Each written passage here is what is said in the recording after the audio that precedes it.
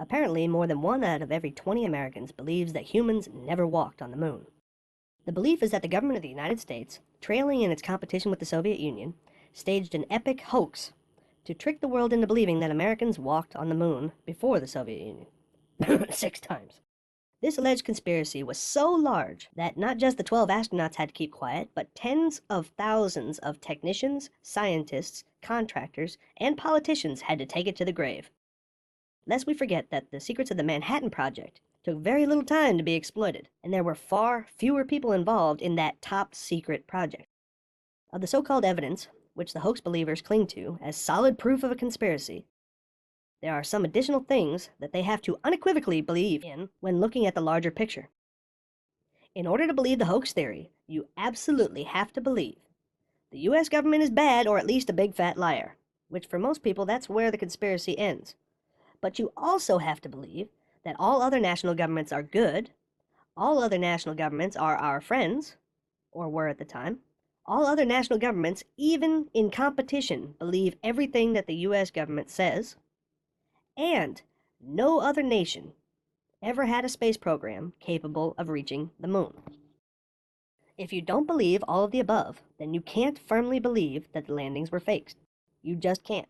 And believing these conditions are irrelevant in itself categorically disables any attempt at proving a conspiracy. And here's the reason why. In the 1960s, both the US and the Soviet Union had bustling space programs.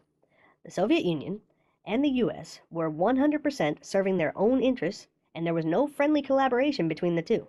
And yes, Mother Russia was beating Uncle Sam's ass with such achievements as Sputnik, Gagarin, and many others.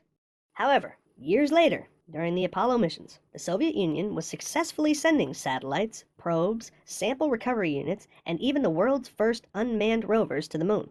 These are undisputed achievements. The Soviet mission Luna 16, which successfully occurred between Apollo 13 and 14, also returned with physical samples of the moon's surface, which were compared to the samples from Apollo 12. It was publicly agreed by both sides that both samples came from the moon's surface. In other words, one could say that the Soviets were actively checking, if not challenging, the validity of the Apollo program as a whole. But it didn't stop there.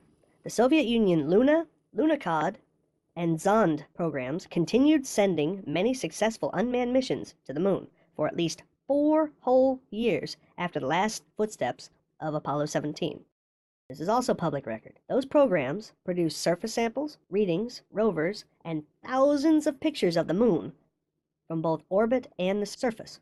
Conspiracy believers must believe that all of those missions, if they were the only ones, were completely benevolent, scientific missions, and never one time did they ever, even if just a small part of a mission plan, check to see if the Apollo landings actually happened by photo, survey, or otherwise.